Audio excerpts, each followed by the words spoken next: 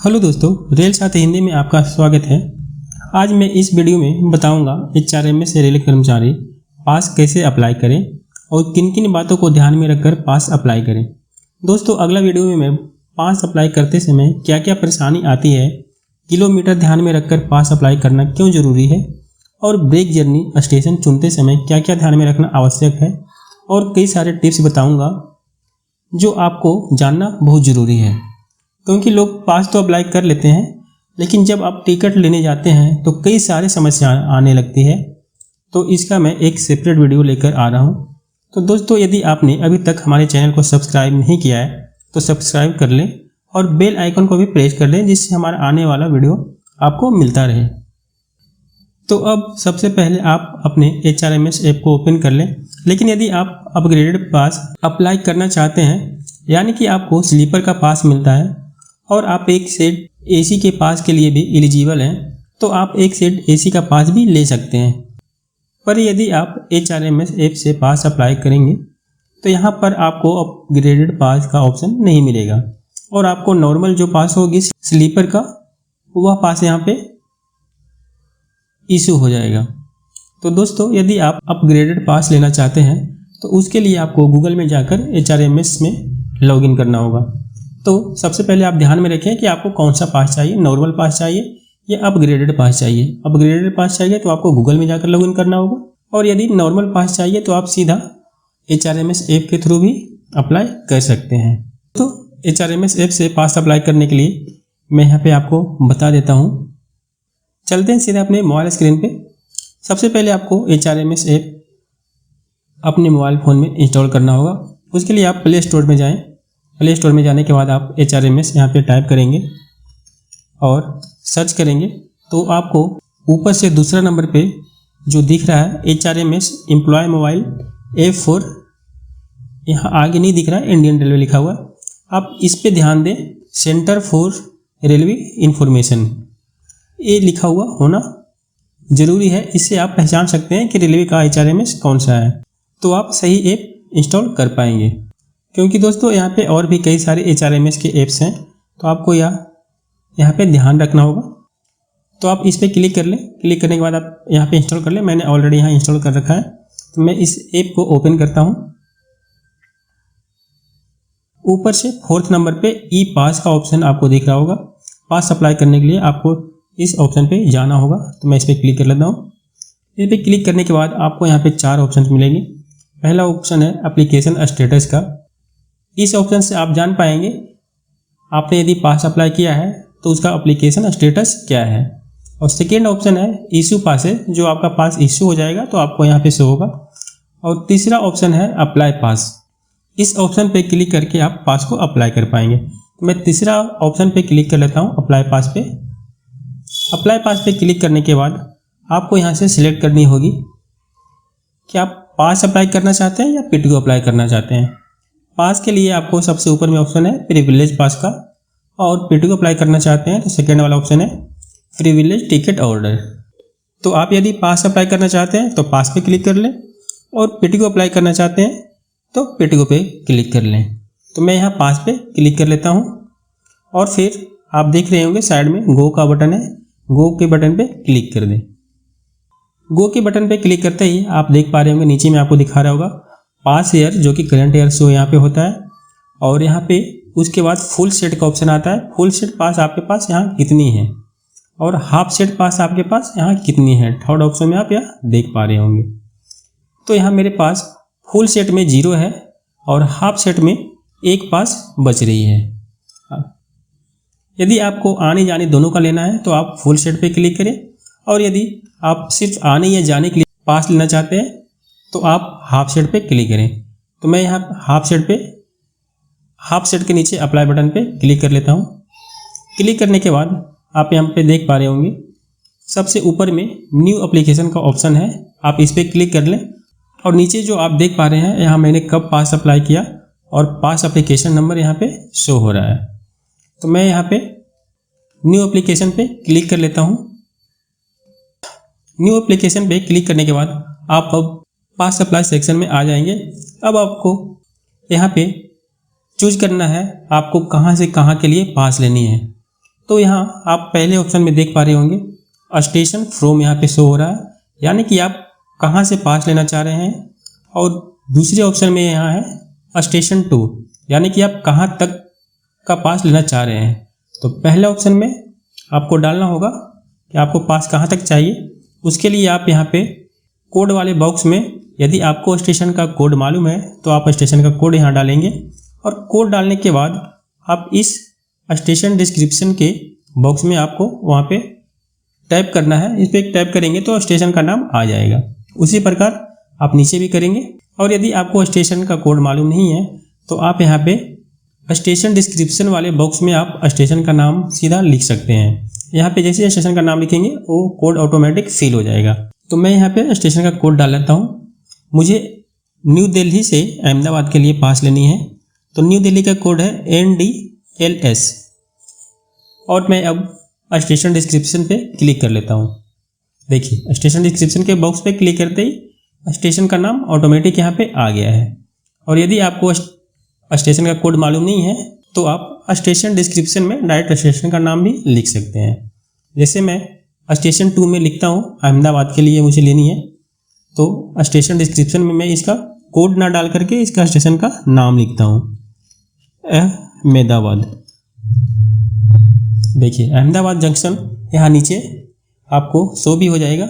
अब इस पर क्लिक कर दें, कोड भी आपको ऊपर दिखाई दे दिया होगा। अहमदाबाद का कोड है ADI। अब आ जाते हैं नीचे ऑप्शन में। नीचे में क्या क्या है, अब दोस्तों नीचे आप आएंगे तो आपको यहाँ पे ब्रेक जर्नी डालने का ऑप्शन मिलेगा। ये आपको ध्यान से डालनी है कि ब्रेक जर्नी क्या डालनी है और ब्रेक जर्नी में कौन सी स्टेशन डालनी है। आपको यह ध्यान में रखना होगा कि आप कौन सी ट्रेन के लिए टिकट ले रहे हैं। यदि कोई नई दिल्ली से डायरेक्ट अहमदाबाद के लिए ट्रेन है तो आप ब्रेक जर्नी नहीं भी डालेंगे तो भी चलेगा। और यदि कोई ट्रेन चेंज करनी है या जैसे कि राजस्थान या अजमेर से, तो आपको यहाँ पे ब्रेक जर्नी डालना आवश्यक है। यदि आपने ब्रेक जर्नी नहीं डाला तो आप नई दिल्ली से अहमदाबाद के लिए जो भी डायरेक्ट ट्रेन है उसी में सिर्फ आप टिकट ले पाएंगे। और यदि आपको बीच से कोई ट्रेन चेंज करनी है तो उसमें आप टिकट नहीं ले पाएंगे। इसलिए आपको यहाँ पे ब्रेक जर्नी सोच समझ करके डालनी है कि आपको किस ट्रेन में टिकट लेनी है। पहले आप ये डिसाइड कर ले कि आपको किस ट्रेन में टिकट लेनी है। यदि आपको बीच से कोई ट्रेन चेंज करनी है तो आपको ब्रेक जर्नी डालना आवश्यक है। तो मैं यहाँ अजमेर से ट्रेन चेंज करना चाहता हूँ, तो मुझे यहाँ पे डालनी होगी अजमेर का कोड या अजमेर पूरा नाम यहाँ पे लिख सकते हैं। तो यहाँ पे मैं अजमेर लिख देता हूँ, अजमेर जंक्शन। यहाँ नीचे ऑप्शन आ जाती है, यहाँ पे आप क्लिक कर दें। यहाँ पे क्लिक करने के बाद देख रहे होंगे अजमेर का कोड भी ऊपर में आ गई है। अब यहाँ आपको ऐड वाले बटन पे यहाँ से क्लिक करनी होगी। इस ऐड वाले बटन पे जब तक आप क्लिक नहीं करेंगे आपका ब्रेक जर्नी ऐड नहीं होगा। तो आप इस बात को ध्यान में रखें कि आपको यहाँ ऐड वाले बटन पे क्लिक करना होगा। तो मैं जैसे ही ऐड वाले बटन पे क्लिक करता हूँ, नीचे वाले बॉक्स में देखिए यहाँ पे इसका कोड यहाँ पे आ गई। और अब मुझे यदि और कोई ब्रेक जर्नी डालनी है, ब्रेक जर्नी आप उसी रूट में पड़ रहे स्टेशन का डाल सकते हैं, दूसरे रूट के स्टेशन का ब्रेक जर्नी आप नहीं डाल सकते हैं। तो आपको ध्यान में रखना होगा। तो एक से अधिक आपको ब्रेक जर्नी यहाँ पे डालनी है, तो फिर से आपको यहाँ पे स्टेशन का नाम या कोड डालनी होगी। जैसे मैंने यहाँ पे अजमेर का डाल दिया। अब डालना है मुझे यहाँ पे बीच रास्ते में एक पालनपुर पड़ती है, तो मुझे यहाँ पालनपुर का भी ब्रेक जर्नी यहाँ पे लेना है। मैं यहाँ पे पालनपुर डाल देता हूँ। नीचे देखिए ऑप्शन आ गई है पालनपुर जंक्शन का, इस पर क्लिक कर देता हूँ। और उसके बाद मुझे यहाँ पे ऐड वाले बटन पे क्लिक करना होगा, तभी मेरा ब्रेक जर्नी या ऐड होगा। तो मैं यहाँ पे ऐड बटन पे क्लिक कर देता हूँ। देखिए नीचे में 2 ब्रेक जर्नी मेरा यहाँ पे ऐड हो चुका है, एक तो अजमेर और दूसरा पालनपुर। यदि आपको और भी कोई जैसे लंबे रूट में आप सफ़र कर रहे हैं, लंबे रूट के लिए आपको पास चाहिए, तो आप और भी ब्रेक जर्नी डाल सकते हैं। लेकिन ध्यान रखना है कि ब्रेक जर्नी उसी रूट में पड़ रहे स्टेशन का डालना है, ना कि दूसरे रूट में। यहाँ ब्रेक जर्नी डालना क्यों आवश्यक है? यदि आप डायरेक्ट ट्रेन में भी टिकट लेना चाहते हैं तो आपका डायरेक्ट टिकट भी बन जाएगा। और यदि आप अजमेर या पालनपुर से कोई ट्रेन चेंज भी करना चाहते हैं तो भी आप दूसरे ट्रेन में टिकट ले सकते हैं। लेकिन आपने यहाँ पे ब्रेक जर्नी नहीं डाला तो आपको सीधे नई दिल्ली से अहमदाबाद की जो ट्रेन चलती है उसी ट्रेन में ही आप टिकट ले पाएंगे। तो ब्रेक जर्नी डालने का क्या फ़ायदा होता है वो आप समझ गए होंगे। अब आ जाते हैं नीचे वाले ऑप्शन पे। नीचे आप देख रहे होंगे एक बॉक्स बना हुआ है। यह बॉक्स में क्या करनी है, यहाँ पे देखिए आपको लिखा हुआ भी है, हिंदी और इंग्लिश दोनों में लिखा हुआ है। तो आपको हिंदी में मैं पढ़कर सुना देता हूँ। यदि आप अपनी यात्रा में वाया स्टेशन को जोड़ना चाहते हैं तो यहाँ क्लिक करें। यानी कि आप वाया स्टेशन यानी कि किस स्टेशन जाना चाहते हैं। जैसे मैंने अभी आपको बताया कि नई दिल्ली से अहमदाबाद जाने के लिए 2 रूट है, एक कोटा रतलाम के रास्ते और दूसरा जो है अजमेर पालनपुर के रास्ते जाती है। तो आप यहाँ पे चाहें तो यहाँ पे इस पर क्लिक करके आप वाया चूज कर सकते हैं। इस बॉक्स पे जैसे ही क्लिक करेंगे आपके पास एक ऑप्शन खुल करके आ जाएगी। देखिए मैं इस पर क्लिक करता हूँ। क्लिक करने के बाद देखिए वाया स्टेशन का यहाँ पे नाम या कोड डालने के लिए आ गया है। और उसी प्रकार जिस प्रकार आपने ब्रेक जर्नी ऐड किया है उसी प्रकार यहाँ भी कोड या स्टेशन का नाम डाल करके ऐड वाले बटन पे क्लिक करेंगे तो यह ऐड हो जाएगा। लेकिन मेरा सुझाव यही रहेगा कि आप यदि ब्रेक जर्नी डाल दिए हैं तो आपको वाया स्टेशन डालने की ज़रूरत नहीं है।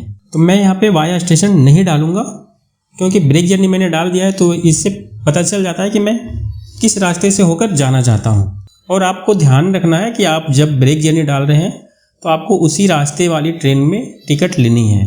तो मुझे वाया जर्नी स्टेशन यहाँ पे नहीं चूज करनी है। तो मैं इस पर टिक को यहाँ से क्लिक करके हटा देता हूँ। बॉक्स पे जैसे ही मैंने क्लिक किया टिक हट गई और वह ऑप्शन भी हट गई। अब आप नीचे आएंगे तो नीचे आपका नाम होगा और आपके पास पे कौन कौन ट्रैवल कर सकते हैं। आपके फैमिली और जो कि डिपेंडेंट होते हैं वो आपके पास पे ट्रैवल कर सकते हैं, उनका नाम यहाँ पे शो होगा जो कि आपने डिक्लेरेशन में डाला होगा। तो आप यहाँ से बॉक्स पे क्लिक करके सिलेक्ट कर लें कि आप किनका पास लेना चाहते हैं। तो दोस्तों मैं यहाँ पे भी सजेशन दूंगा कि आप यहाँ पे सभी का नाम पे सिलेक्ट कर लें, क्योंकि आप यदि किसी एक का भी टिकट लेना चाहते हैं तो भी बन जाएगा। और यदि आपने सिर्फ एक ही का नाम सिलेक्ट किया और फिर आपको लगता है कि उस टाइम की नहीं मुझे सभी लोगों को वहाँ जाना है, तब उस टाइम आपको फिर दिक्कत हो सकती है। तो इसलिए मैं यहाँ पे सजेस्ट करूँगा कि आप यहाँ पे सभी नामों को क्लिक कर लें और पास ले लें जो भी आपके पास पे ट्रैवल कर सकते हैं। और उस समय आप अपने फैमिली मेम्बर को अकेले भी टिकट लेकर के भेज सकते हैं या फिर सभी लोग ट्रैवल करना चाहते हैं तो सभी ट्रैवल कर सकते हैं। उसके बाद सबसे नीचे सबमिट का ऑप्शन होगा। आप यहाँ सबमिट के ऑप्शन पे क्लिक कर लें। सबमिट के ऑप्शन पे क्लिक करेंगे तो आपको यहाँ पे दिख जाएगा। तो आपको यहाँ पे एक मैसेज आएगी जो कि आपको वार्न करता है। यहाँ पे लिखा हुआ है are you sure you want to submit the pass application, you will not able to make changes after submission. यानी कि एक बार आपने सबमिट कर दिया तो चेंजेस नहीं होगा। लेकिन दोस्तों यदि आपने पास सबमिट कर दिया और आपके पास सिर्फ एप्लीकेशन नंबर आई है और पास इशू नहीं हुआ है तो आप उसे विड्रॉवल या फिर उसे मॉडिफाई कर सकते हैं, उसका ऑप्शन आती है। लेकिन जब तक पास इशू नहीं होता है तब तक, तो उसके लिए भी मैं आगे वीडियो लाऊंगा। नीचे आप देख सकते हैं, एक बार आप कंफर्म कर लें यहाँ से कि आप कहाँ से कहाँ के लिए पास अप्लाई किए हैं वह सही है कि नहीं। तो यहाँ देखिए मैंने नई दिल्ली से और 2 स्टेशन में सबसे लास्ट में है ADI अहमदाबाद तक अप्लाई किया है। और ब्रेक जर्नी मैंने जो डाला है अजमेर और PNU यानी कि पालनपुर। तो यहाँ से आप एक बार कंफर्म कर लें। उसके बाद यस बटन पे क्लिक कर दें। यस बटन पे क्लिक करेंगे तो आपके पास तुरंत एक मैसेज आएगी एप्लीकेशन नंबर, आपका पास एप्लीकेशन नंबर का मैसेज आएगी। और उसके बाद आप अपने PIA यानी कि पास इशूइंग अथॉरिटी जो भी आपके पास इशू करते हैं, जो कि ज़्यादातर आपके सुपरवाइजर जो होते हैं उन्हीं के द्वारा यह पास इशू किया जाता है, तो आप उनको मैसेज कर दें या कॉल कर दें कि मैंने पास अप्लाई किया है। तो वह जैसे ही एक्सेप्ट करेंगे आपका पास इशू हो जाएगा। लेकिन दोस्तों यदि आप जानना चाहते हैं कि पास आपने यहाँ अप्लाई कर दिया लेकिन फिर आपको लगता है कि नहीं पास मैंने गलत अप्लाई कर दिया है या और भी कुछ, तो आप उसे मॉडिफाई कर सकते हैं, विड्रॉवल कर सकते हैं। लेकिन वह तभी तक कर सकते हैं जब तक कि आपका पास इशू नहीं हुआ है। तो इसके लिए भी मैं एक सेपरेट वीडियो लाऊंगा कि पास मॉडिफाई और पास कैंसिलेशन में दोनों में क्या अंतर है। तो दोस्तों पास अप्लाई कर देने के बाद आपके पास एक एप्लीकेशन नंबर आ जाने के बाद आप यहाँ से आप अपने एप्लीकेशन का स्टेटस भी चेक कर पाएंगे। आपको ई पास में जाकर के फिर से आपको एप्लीकेशन स्टेटस पर क्लिक करना होगा। यहाँ आप अपने पास का एप्लीकेशन स्टेटस चेक कर पाएंगे।